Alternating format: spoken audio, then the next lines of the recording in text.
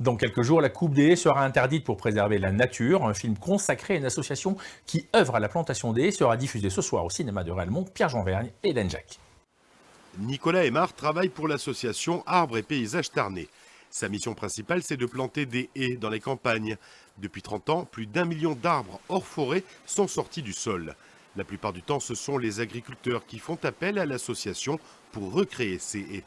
La haie, on sait qu'elle est fonctionnelle au niveau de la limitation de l'érosion des sols, de la protection donc, des cultures par rapport au vent, mais aussi au niveau des auxiliaires. Les auxiliaires, donc les insectes qui vont venir combattre les ravageurs de culture.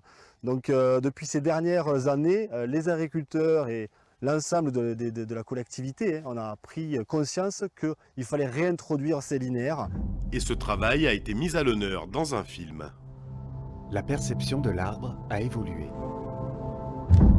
La plantation, longtemps perçue comme un acte neutre et sans conséquence, voire saugrenu, s'enracine à nouveau dans les mœurs de nos agriculteurs et de nos concitoyens.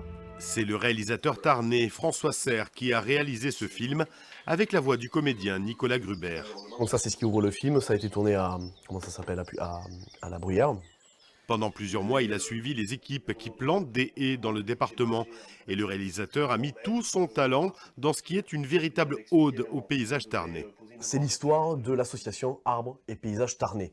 Depuis 30 ans, cette association replante des haies champêtres, de l'arbre hors forêt, dans le département.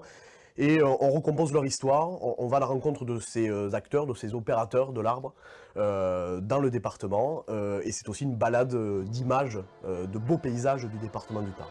L'équipe du film et l'association espèrent maintenant que ce long métrage soit diffusé le plus largement possible dans les cinémas de la région.